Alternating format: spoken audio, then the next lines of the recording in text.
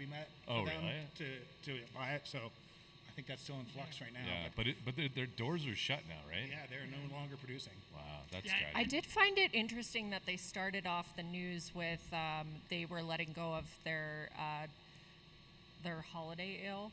And then only a month later, then discussing that. Well, then they said they were going to distribute only in California. Okay. For a while, and then they're like, never mind. Yeah, that must have been. So they were owned by Sapporo. So that's part of the story is that they didn't all just be like, see ya, but Sapporo dropped them effectively. Sapporo, which also owns Stone Brewing. Oh, that's right. I always forget that one. So that's kind of interesting to see. Hopefully the same thing doesn't happen to Stone, or maybe you want that to happen to Stone. I don't know. So the company as a whole has been around for a really long time. Maybe the oldest still operating up until the point they closed craft brewery. I know they weren't the first. Right. I think New Albion was the first craft brewery, but they didn't last that long.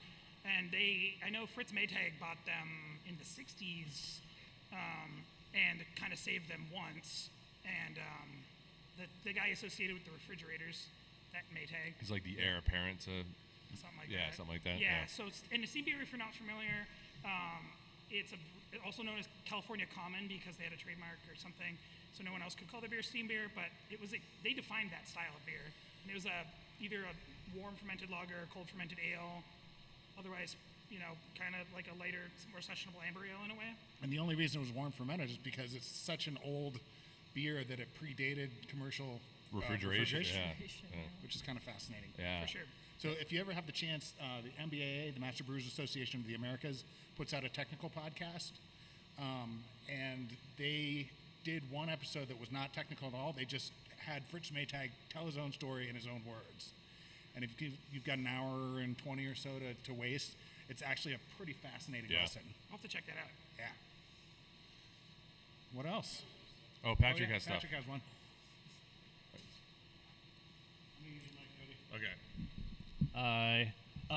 We got event stuff going on. September 1st, what weekend's that? Is that Labor Day or? I think so. Yes. We can pretend like it is. It's a holiday weekend. If you're in Seattle and come to PAX, we will be there with the Beer Lounge again like we always are. We teamed up with Acquisitions Incorporated to do a collaboration glass that we're going to be giving away. And then we're also selling shirts, collab shirts that we made with Able Gamers to raise money. But otherwise, we're going to have the whole Voodoo Ranger line at the lounge. It's on the 3rd floor rooftop, which is awesome in Seattle. It looks downtown Seattle. That sounds rad. Oh, I'm so excited. We're going to have a DJ. And what else? Yeah, we got a few after parties. Any specialty beers or anything? We are bringing a few Bell's beers. Oh, that's fun. So there's a lot of people in Seattle who have not had those. So I think they're going to enjoy that. And then we have a few after parties. But go to Voodoo Ranger on Twitter or Instagram, @Voodoo Ranger. We'll be posting a lot of that information there. So cheers. And a lot of cool pictures of when it's happening, right? Yeah. I got my own costume this year. Instead of somebody else's costume? Oh, man. I want to know. Star Trek. Star Trek. Okay. Yeah, I went to the Colorado Renaissance Festival a few weeks ago, which is great if you ever get the chance to go. Where was it? It's in Larkspur. It's a permanent installation. It's like 5 blocks long. It's incredible. It's incredible. But I went on Time Travelers Weekend. So there were a number of people cosplaying as Star Trek people that were like going around and scanning all the Renaissance people. What's that? There were Doctor Who's people. There was the best, absolutely hands down best cosplay I've ever seen. This guy who had this completely handmade, like gold filigree Mandalorian costume. It was just stunning, like pipe work on the backpack and everything. It was awesome. If you ever get a chance and you're in Larkspur on a weekend between June and August. Why was the Mandalorian at the Renaissance Festival? Doesn't matter. Time travel day. We don't ask questions like that. It's too cool. Yeah, you can. Yeah. Somebody from the future stopped in present day to grab Pedro Pascal, But no, and then but that's the thing. Star Wars occurs in the past, a long time ago, in a galaxy far, far away. That is fair. So, damn, nerd fail. get out of here. Let me see that nerd card. Red X goes up. Well, shoot. What do you guys want to talk about today? Now we got a whole hour to kill. Nerdery. Woo! I believe our topic that we all chose don't think, did we all choose this, or was it forced upon us? We chose it. We thought we'd bring it back to the origins of IPA. Right. Which we've talked about on the show before, but a lot of you probably haven't seen it, especially if you're seeing our show for the first time. So we want to talk about IPA and how IPA came about, why IPA is kind of the dominant style of craft beer today. Who wants to kick it off? Well, you're normally our history guy. Oh, man. And come our on. IPA guy. And We got Andy too. He's All a right, wizard. I let's can have- help a little bit. Yeah. I can help a little bit. You'll Yeah. have to fill in the gaps on the years, because I definitely don't remember the years. But a long time ago in a galaxy far away, known as the UK, there is a new type of malt being kilned known as pale malt. And up until that point, all malt was relatively dark color. The technology didn't exist to make lighter colored malts. A lot of it was smoky. A lot of it was smoky. Yeah. Yeah. It was hard to make very dark colored malts and hard to make very light colored malts. And so everything was kind of brown. every maltster made one color, Pretty essentially. much. Yeah. And you didn't do the whole thing like we do now with specialty malts and all that. It was just kind of like, here's some malt, make some beer. So pale malt started to become a thing, and it became there's a style of beer that grew out of the estates in that region called October Ale. October Ales. It was brewed with the freshly harvested hops, the finest pale malts. Aged for roughly 18 months in barrels. Yeah. And Delicious. very highly hopped and very high in alcohol as well. They were coming in 13, 15%. Yeah. Yeah. I believe that alcohol changed over the years before it got commercialized more, but it was definitely a big, strong, pale, hoppy beer. I heard 7 pounds I per bet barrel those were hops. awful. Oh, yeah. Yeah, like undrinkably Like, awful. Super bitter and cloying sweet. Bitter and super and alcoholic like at the weirdly same time. smoky and like at that high of an alcohol, like those weren't like healthy, good fermentations. Well, and like you know? considering the fact that like all those barrels were infected with Brett, the attenuation made it so dry that Oh, there's yeah, no sweetness to make it the palatable. Brett was probably the best thing in that. Yeah. Well, and this is really before Louis Pasteur really understood the secret of alcoholic fermentation. So they were just putting some stuff in. Stuff. And Put the this- stuff can contain a lot of different Stuff? stuff. Hey, did you remember to add the stuff? Yeah, poke it with your magic stick. Yeah. Ta-da! The beer appears. Look at As that. if by magic. Andy, could one of those beers appear over here? Yeah. Oh, he did it. The Look at that, wizard. The wizard. And magically make one appear in my hand as well. Yeah. Thank you. Yeah. Poof. Poof.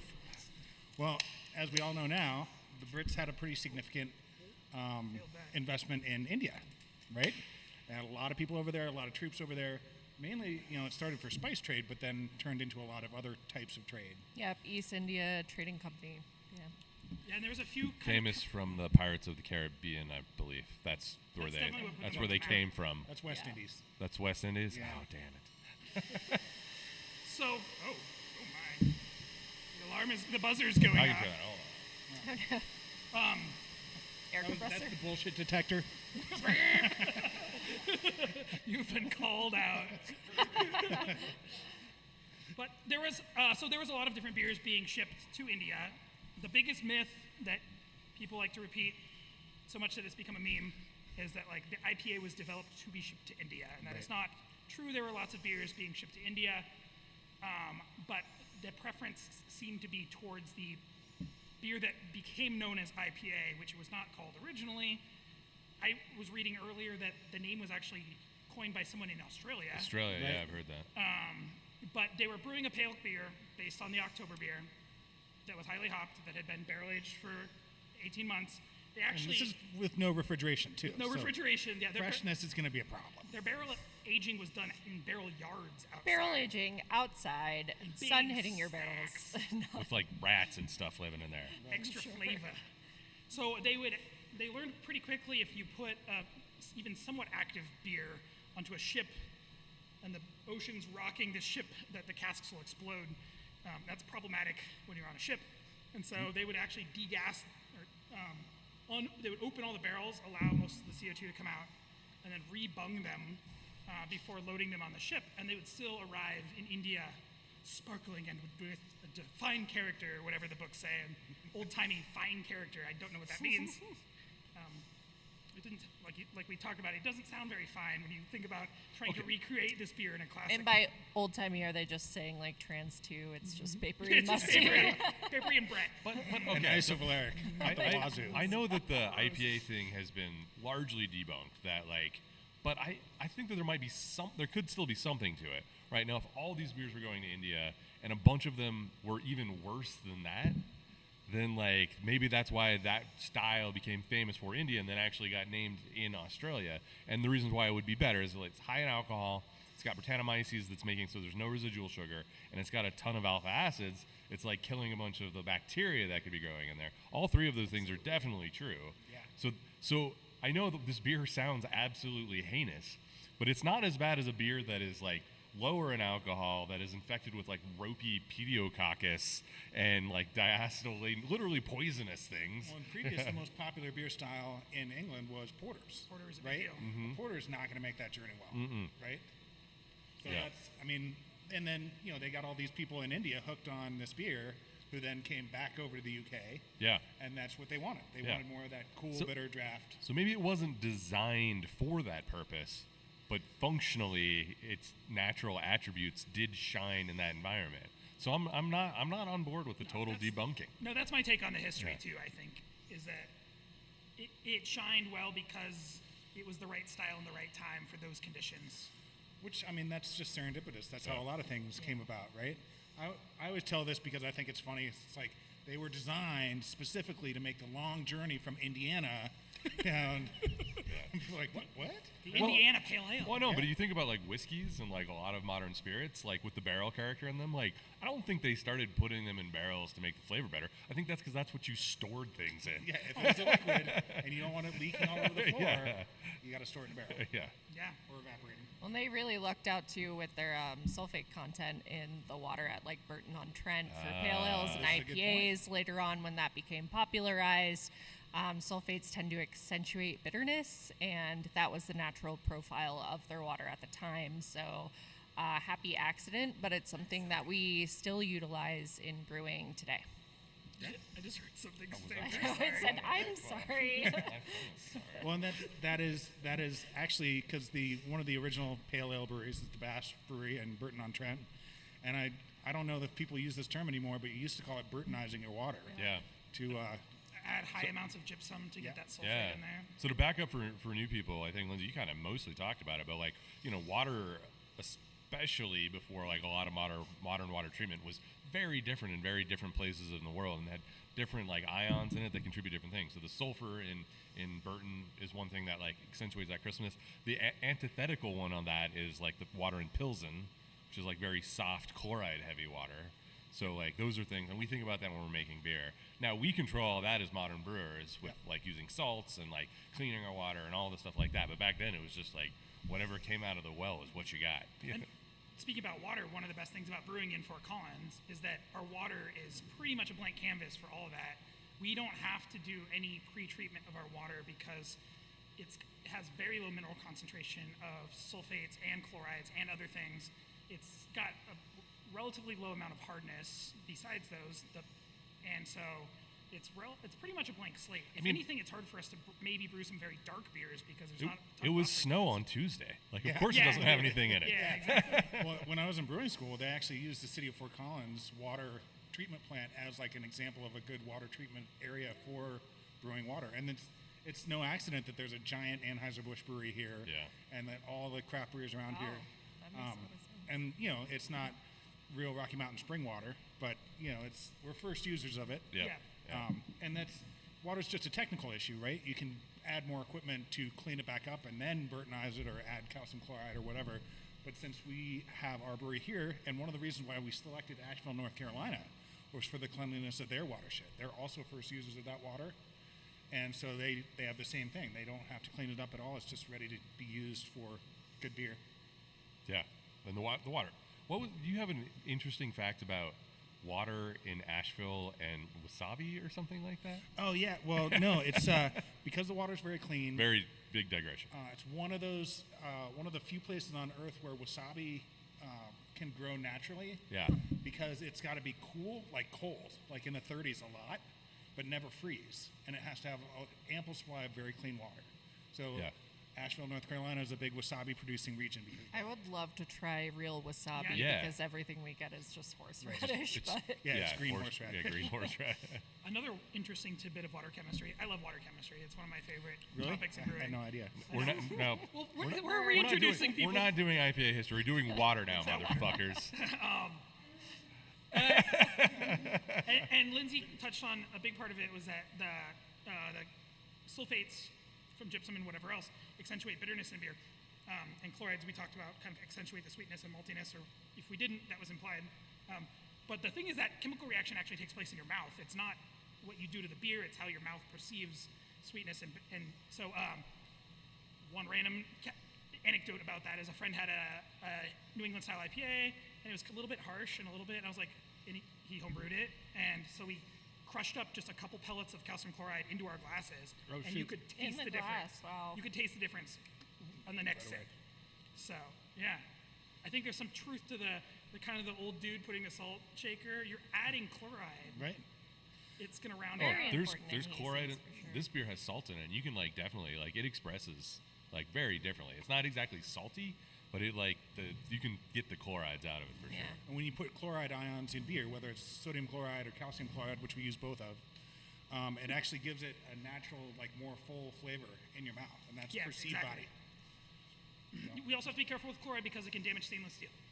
Yes, that's very bad. Which we Yeah, don't do that. Don't tanks. Believe Cover it or your not. ears, tanks. Cover your It's ears. only when it dries out, really. If it's in liquid, it's probably fine. Cover your vent holes, tanks. We don't need you hearing this. vent muffs. I always worry about Goza kegs, like, Right. you know. Yeah. Oh, Mr. Buzzo. Subbing for 21 months. You're the real hero here, Buzzo. Mr. Buzzo's sub is old enough to drink. In Wait a second. In years. months.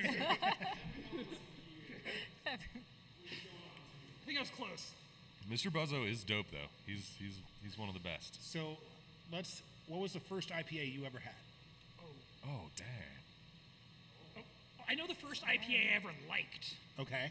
Is that different? Yes. Okay. So when I was in college and, buying beers for myself when I was of that age, I grew up in Seattle, and Pacific Northwest play on IPAs tends to be very high IBU.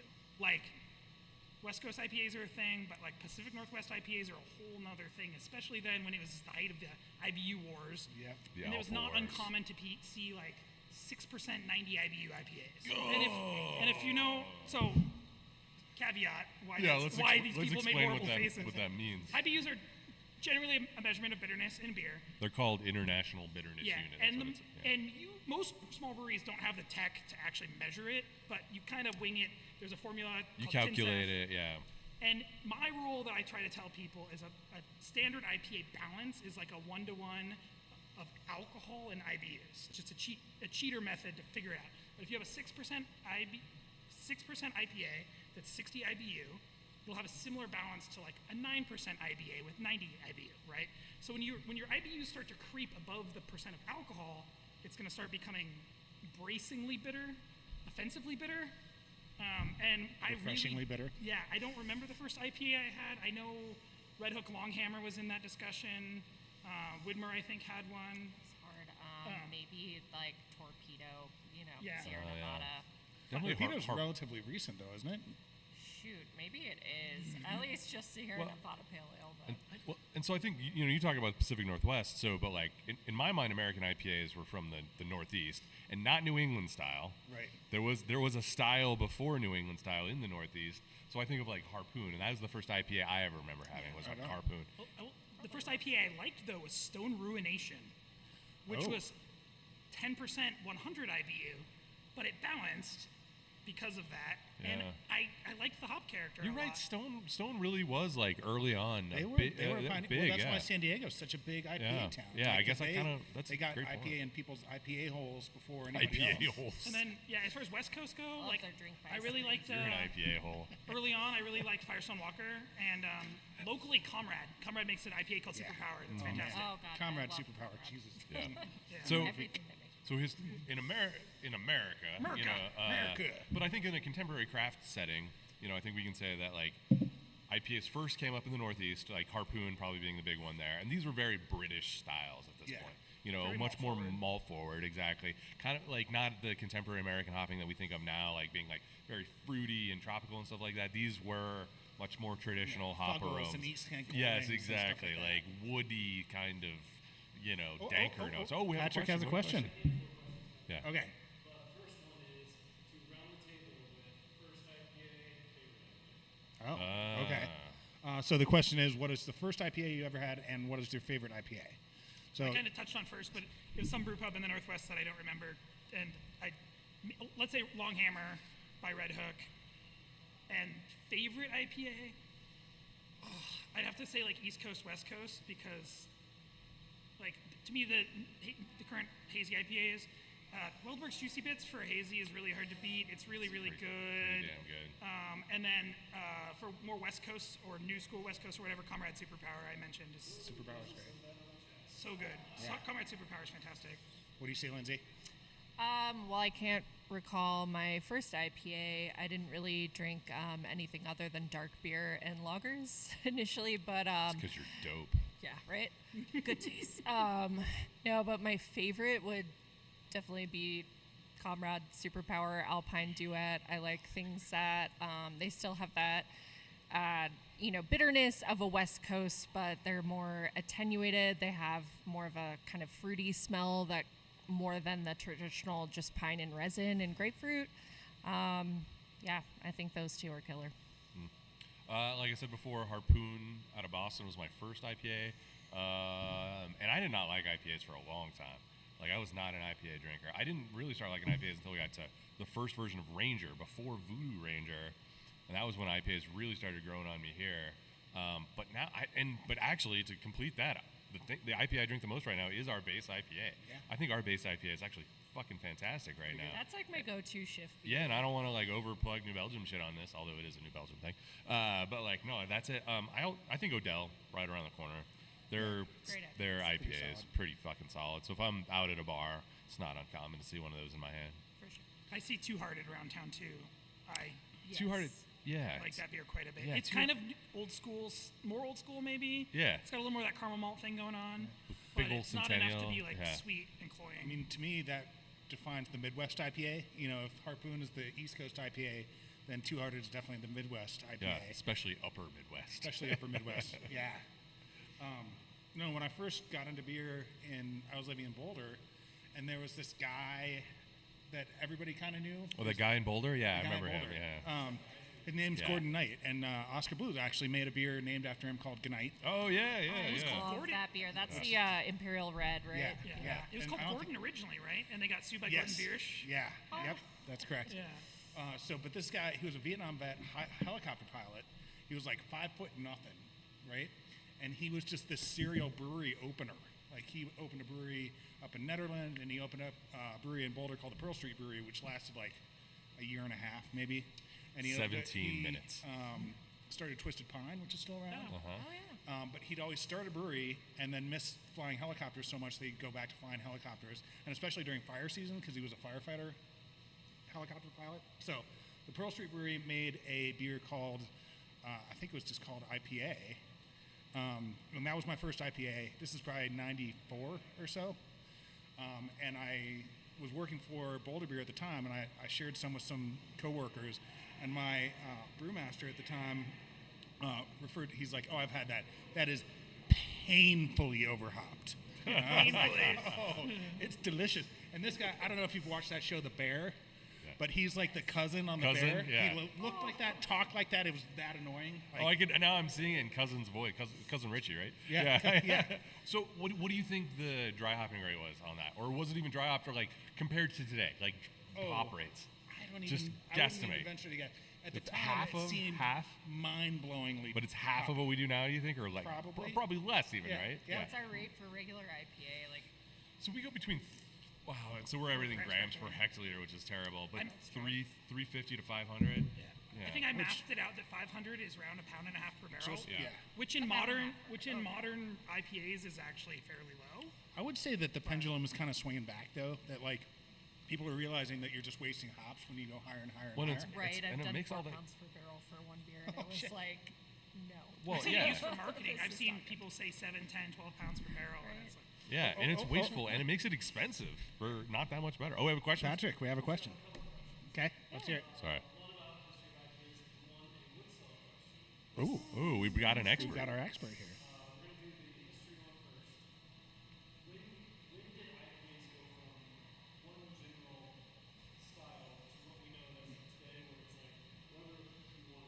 So the question is, when did the proliferation of IPA substyles really start to happen? Because it used to be just IPA, and now there's, British IPA and American IPA and Midwest IPA and East Coast. all and- the crap we've yeah, talked about. I would say, well, I don't know if someone else wanted to take a stab, but I would say, so the East Coast and West Coast have been a thing since at least the early 90s. Yeah. Right? Sorry, I should probably get closer. But the hazies really didn't start, the new IPA craze, I would say, kicked off around, so I want to say it was 2010, 2012, somewhere in there, when the Alchemist in Vermont Yeah. started brewing Heady Topper. That beer was offensively hazy to most people, to the point where they say on the can to drink it out of the Chunky. can. Drink it Yeah. out of the There's some can. embarrassingly horrible YouTube videos of Yeah, talking they're about how worth. they like this is worth checking out. If you guys give it's this really a Google, bad. It's on find the YouTube. heady. You can yeah. look at them, and one of them And is it brown. with never he's like, goes I like it with a bad." little bit of age, like 9 months old, and it's gross.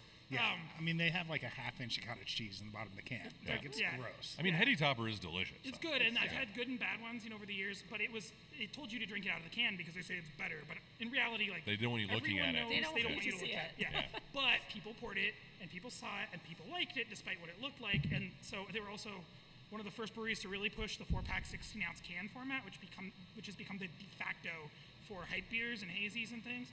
So I would say around 2015, other breweries were starting to emulate them, but went way more fruity, way more tropical.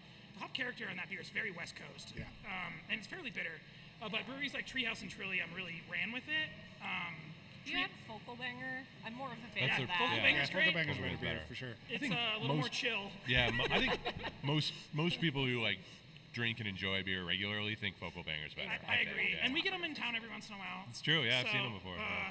I'd say Treehouse Julius really defined what the new school New England style IPA became, and that everyone tried to emulate to varying degrees of success. So I have my own theory about this, that the timeline of the rise of the hazy IPA mirrors the timeline of the rise of Instagram.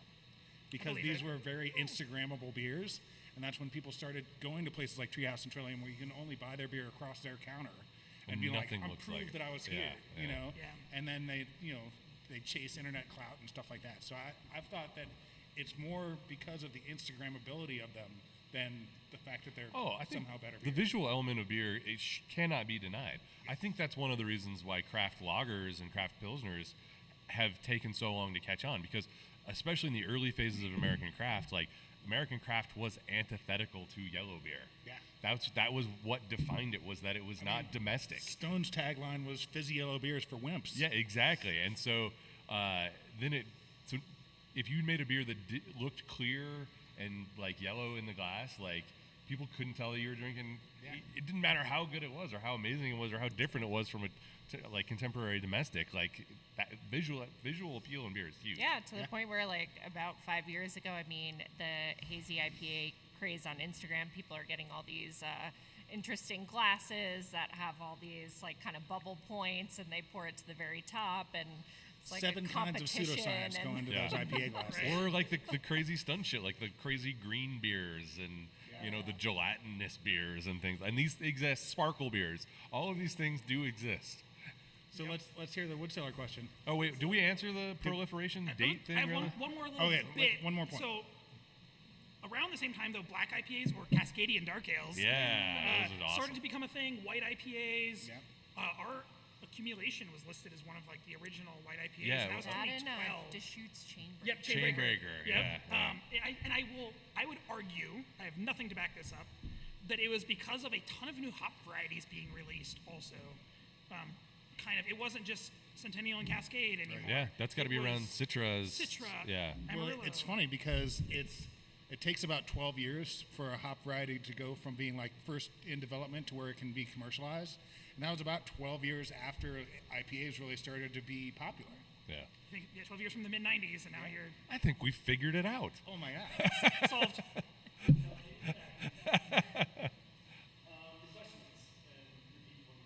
Yep. What effect, if any, does IPAs and their growth and what they are today have any effect on wood cellar programs? So, Patrick, who probably sounds like the teacher from Peanuts, asked what effect IPAs have had on wood cellar programs. I mean, that's a pretty complicated question. As far as their place in the market and kind of how we. So, expanding on that, IPAs in general have a bitter, dry kind of taste to them. And then also we've seen dry hopping within some wood cellar program type stuff. Oh yeah, Les Terroirs, for sure. Correlation with the rise of IPAs. Yes, and Lauren Limbach would be the best to speak to this, but I will try to reiterate, kind of her story with Les Terroirs, which is one of our major brands, kind of developed around the same time as La Folie, about 15 to 20 years ago. Les Terroirs is our Felix base, and we dry hop it with whole leaf Amarillo, and then generally a secondary hop. This past year we did Idaho 7. She was looking into just, being experimental and asked herself one day, can we dry hop a sour? And the dry hopping, because your sour has already gone through secondary, those hops aren't going to, inhibit the beer from souring and everything. So you can introduce hops. You just have to do it later on because you do want, the full effect of our bacteria and microbes and everything to do its thing before you introduce that. But we still, to this day, last year, put out a batch of Les Terroirs. But that was definitely something, I think, when IPAs were becoming popular, that kind of made us shift and think, like, can we dry hop as well? One of the things I'd like to point out, and we touched on this a little bit earlier, is like when you put a lot of hops in a beer, they're naturally bacteriostatic, right? And they're a natural antioxidant, and they add a lot of flavor. So one of the reasons why I think they've proliferated as much as they have is because you can kind of suck at brewing and still make a decent IPA. It's true. You can't do that with a Pilsner. Just or put LS more or something hops like in that. there. Yeah, just put more in Hops there. can be used to hide sins. Yeah. That said, really good ones are hard to make too. Yeah. I never said what my favorite was. Oh, what's your favorite? I did get the chance to go to Comrade not too long ago and had some More Dodge Less Ram, Oh, yes. which Are is we their all just comrade most stands? award-winning beer. Yeah, but you have a conflicted relationship with Dodge Rams. I do. I have a very difficult relationship with Dodge Rams. If you drive a white Dodge Ram, I'm going to run and hide from you. Do you know the story of why it got called More Dodge Less No, Ram? I want to hear this. Yes. The story is that someone drove a Dodge Ram into their brewery.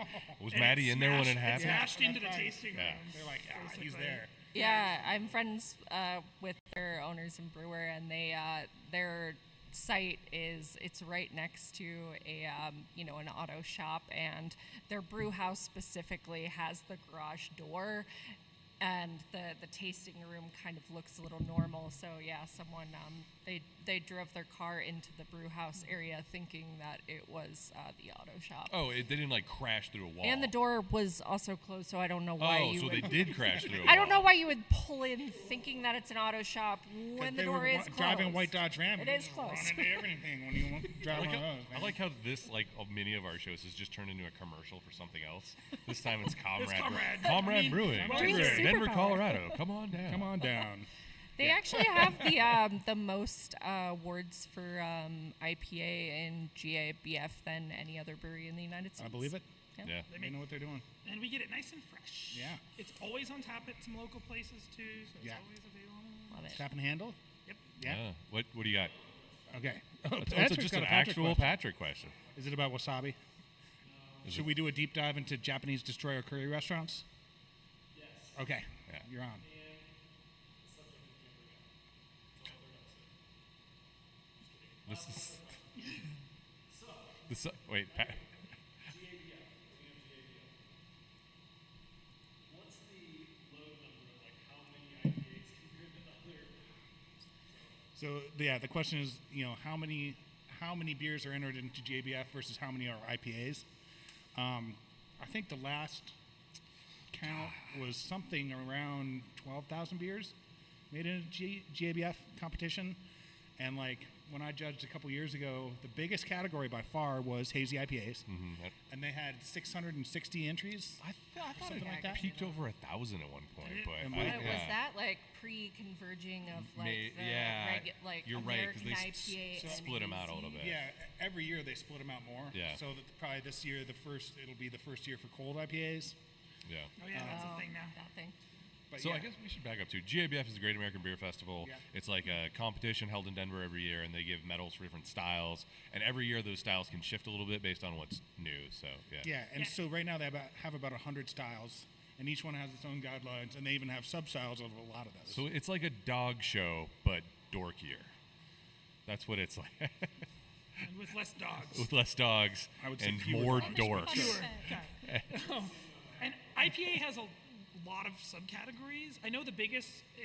It's gone back to West Coast IPA Yeah. the last 2 years at least. West Coast is my general preferred style, actually. Hazy Yeah. and West Coast. Hazy overtook it as soon as it became a category at GABF because it didn't become a category until not that long ago, 2019, maybe. I think it was 18. 18? Yeah. It was pretty late. And then it was the most dominant style category for like 2 years, maybe 3 years. But then the West Coast, the last 2 years, has been bigger. But if I remember, just the base category of each, so that's not the strong ones or anything else, was like 450-ish for just those. And then you factor in the Imperials, the extra pale ales, all the... So, but if you add all the IPA styles together, It's probably just 30%. 30%. Yeah, I was thinking 25%. Yeah, exactly. So, of all the beers entered in the world's biggest beer competition that I'm aware of, maybe World Beer Cup's bigger, but whatever. One of the world's biggest beer competitions, a quarter-ish plus are IPAs. So, and we see that's sales is even more lopsided. Oh, yeah. Yeah. sure. It's so what is IPAs are 40+% now of American Yeah, in terms craft of sales. just straight Only? volume. Yeah. Oh, in our business, Yeah. they're even more than that. Yeah, and in the Voodoo Ranger game, it's a lot. Sponsored by Voodoo Ranger. Yeah, that's right. Thank you. We got about 9 minutes left. Okay. Was there any kind of lasting things that you want to bring up about IPAs? Well, the question is there any kind of... Let's, Oh. So, yeah. What is your shittiest IPA opinion? Ooh, Hot my take? shittiest IPA opinion. Damn. Okay. Okay. Here's an IPA thing I'm passionate about. All right. Haze in IPAs shouldn't be from yeast. It should be from protein polyphenol complex. And brewers that just What dump are a you bunch of talking yeast about? into You their don't put cans? flour in your beer? So if you get a big chunk of yeast in your IPA, that's not a flavor crystal or some crap that I've seen. And Andy is a wizard, so he it's knows not- about crystals. It's hard, and on the same thing, it's hard to make a good stable hazy IPA. True. Because stable haze is hard to do well, and it has to do with the amount of malt you have, the types of malt you have, the amount of hops you have, the types of hop you have, when they all get added, and there's no magical formula, so it's hard to do well. But yeast in bottom of cans is wrong. I don't care what it looks like, but chunks of yeast is disgusting. That's my hot take. It should be 300,000 cells per mil or less. Gross. That's like pitch rate. No. 300,000? No. Oh, no. Oh, sorry. I'm thinking 1 million cells per milliliter per yeah, No, yeah. sorry. Way lower than that. Different thing. Like Sierra Nevada levels, where Yeah, they're just yeah. the Yeah. tiniest Yeah. stuff. And you can have a beer that's hazy that doesn't have yeast. This Well, I is think a a- sour beer that we yeah. make called Domingo that is quite hazy. It's not khaki pants, Yeah. but it's hazy. And, And a- there's no yeast. A in it. little bit of yeast will actually like help develop some flavors. A little bit, though. Tiny, But tiny no, bit. I agree with what you're saying. There shouldn't be Like that. chunks when you pour your glass. If it goes blurp at the end, like No, and I've also seen issues with like centrifuging hazies where people they centrifuge too quickly or set their bowl speed up too high, and it actually shears the yeast and creates kind of a snow globe effect in your finished beer where you're getting sort of the chunks that may not have been there before when it was chunks. stable. And shearing yeast releases all the cytoplasm inside the cell and makes it all nasty, raises the pH. Yeah. And All of the yummy sheared flavors of cytoplasm. polysis and Ghosts of fermentations past. My hot take on IPAs is that hype IPAs are fucking bullshit. Like, don't get me wrong, there are better IPAs and there are worse IPAs, but like everybody, the best IPA in the world, I guarantee anybody who lives like in a city, there's a equally good IPA that doesn't have a line for it, not too far from your house. You know, Andy's does not like it. I don't. What do you mean by agree. hype IPA? A hype IPA. So like I think like Pliny defined early hype IPA, Sure. right? Yeah, For sure. Even Heady Topper. You know, people were freaking out over this shit, right? Like they ran past breweries that made perfectly good. anything that people would line up around the block for counts as a hype IPA. Yeah, If yeah. No, I generally agree. You shouldn't.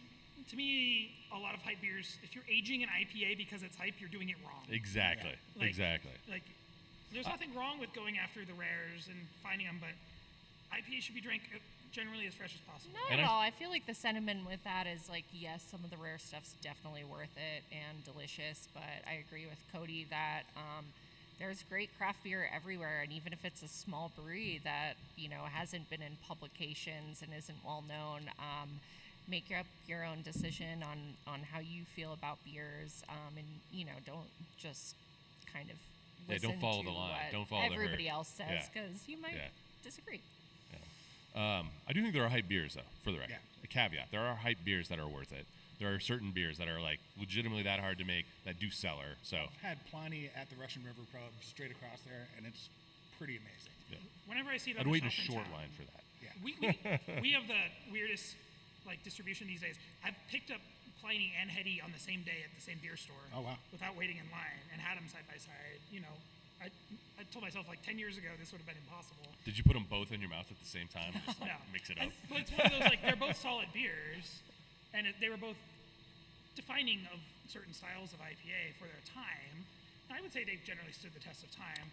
But if you're waiting in line to get those Pliny the Younger, similar thing, like incredibly I've always interesting wanted beer. to. They used to release it once a year at oh my God, R.I.P. The bar in Denver. Falling Rock. Falling Rock, Yes. yeah. They used to release it once a year there, and I moved away the last time they did that. And So- now I don't know Yeah. where to find it. And I didn't mean to talk trash about even, like, Pliny and stuff No, like that. Because No, you were it talking is trash about Treehouse. it is a great beer. It's just that, like, I'm not going to wait in the line to get it, you know? I'll wait in a short line to get it. We'll put it that way. Yeah. Yes, So thank you. Patrick's Yeah. point. Definitely. Instead of waiting in line for a beer that comes halfway across the country, just go to your local brewery and support local. Yeah. You know. Yeah. I would say that hype hops are not worth the money. I, You can make just Ooh. as good an IPA with like clusters and summits and nuggets Yes. as you I've- can with galaxies and exotics. I've heard these whispers before. don't know about that Summit. boutique hops. Summit's Yeah. gross. Tastes like All right. onions. So what's a boutique hop? I mean, a lot of the hop varieties, especially ones that come out of like New Zealand and Australia, Nelson Sauvignon. Yeah. they're supposed to have this big, tropical kind of thing. I think U.S. grown hops in general are just as good, and you can get more unique hops like Sabros. So what? That's, what a, that's a divisive hop. so beer. wait, you think Sabro's not I boutique wouldn't hop? say it is as boutiquey as some of the important Okay. ones. All right. So like name a boutique one. We can talk trash about Galaxy. hops. Oh yeah. Oh god, I don't know how I feel about that. I just went through a range of Galaxy, emotions. like 7 years ago, was I know. I feel like Galaxy is not on a good it trajectory. definitely Yeah. changed. But so I think much. it came out around the time that then everybody was paying $25, $30 a Yeah. pound for some Oh, of it's these ridiculous hops. now. Yeah. Yeah. When you can get other hops for So- like $7 a pound. Don't tell me you and don't make- like Nelson. Yeah. So Galaxy was just for the viewing audience is an Australian hop that was like it's supposed to be like big time tropical, and then like I think it was for the first couple of years, like you were saying, and then it started to get more like oniony and like just more like Actually, crappy. They did, and then I think they also had some wildfires there, like 3 Okay. or 4 years ago, Wow. that drastically, Oh. like they almost. Well, now I couldn't really feel sell bad if it was Galaxy for a minute, and wildfire now- based. Well, yeah, smoke taint of hops is a big topic. such a phrase, smoke taint. Smoke taint. Yeah. All right. I will say, okay, Nelson Sauvin, which is I know one of the ones you were alluding to, is a really popular hop out of New Zealand that was in that same discussion of the $30 pound plus. That is a unique hop. Though. And There's nothing I will like say- it. Nothing like it. When I first had it, it was mind blowing. Yeah. And I recently was a quantity was put into my possession from our safety department for reasons. But it is the best Nelson I've smelled in the last 10 years. Because it did go through a phase where it was not that Sauvignon Blanc, like I agree with that. it was just kind of meh. Like I'd be like, oh, Sauvignon. I'd order every Nelson beer I could get my hands on at a bar, and I'd be like, that tastes like any other IPA. It doesn't stand out. Yeah. So you know the wine industry, and especially Sauvignon Blanc grapes, has had more research done into free thiols than the beer industry can even touch. Yeah, absolutely. They were doing GMO yeast like decades ago. I would submit that actually it just has more free thiols, and that's where you're getting that Sauvignon Blanc character from. It's so hit or miss though. So total side tangent, but the free thiol thing with the thiolized yeast and all that. Yeah. Most of those beers are not good. They are To me, not most of them good. would I taste agree. Like diesel and rubber, and they're disgusting. And not all thiols, just because it has thiols, doesn't mean they're good. But Right. I don't know what the secret sauce is to get that Sauvignon That Blanc 3mm, thing. yeah. But man, it's good when it's good, and it's really hard. So similar hop topic. If Patrick has a minute and we don't have another question that's burning. No more questions. So super No more unique hop questions. varieties, right? I feel like a lot of them are kind of Centennials, Cascades. They all have their nuances, but none of them. There's some that are super unique. So, what's like the most unique hop variety that you've come across? That's not Nelson Sauvin. We mentioned nothing. Aramis, by far. Yeah. Aramis? What can you define? Geraniol.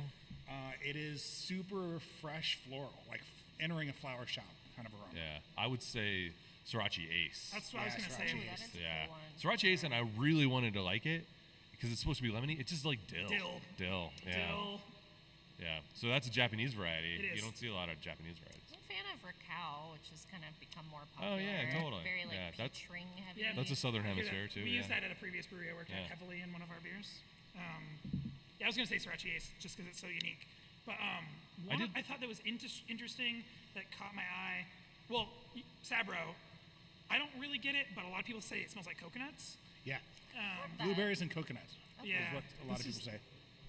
Yeah, the coconut thing. A lot of people really dislike it because it smells like coconuts. Well, that's the thing, because that creaminess that you associate with coconut can really go either way. Yeah. Like it can be a real nice touch, or it can be kind of just gross. Yeah, like old butter Yeah. kind of thing. Yeah. I think Old Summit. Summit was one that I used to just like. It just onion. There are always these. I guess I think I agree with what you're saying because there are always stories. You always hear stories about like, oh, that IPA is delicious, and someone like it's 100% Bravo, and I'm like, what? That's a bittering hop, you know? And they're like, nope, it's 100% Bravo. I'm like, Oh yeah, I heard somebody bragging about their 100% Zeus. Yeah, single hop yeah, beer. I was totally. like, oh, I Well- had a physical reaction. well, so, and this is no secret, like, because Pliny, when Vinny released the recipe at one point, and there were CTZs in it, Yeah, you know, it's pretty heavy on Simcoe. A lot of people Yeah. dislike Simcoe because Yeah, it's known it's for like being cat pee. catty, Yeah. cat pee. yeah. Which the Brits call black currant. Black currant, which Rides. is much less pejorative. wanna- Pejorative. Yeah. Hops are fascinating. Yeah. Well, kids, it is 5 o'clock Mountain Time, and we've had a wonderful hour talking to y'all. Please tune in 2 weeks when we're back. Goodbye. Thanks for tuning in. Thanks, Bye, everybody. everybody.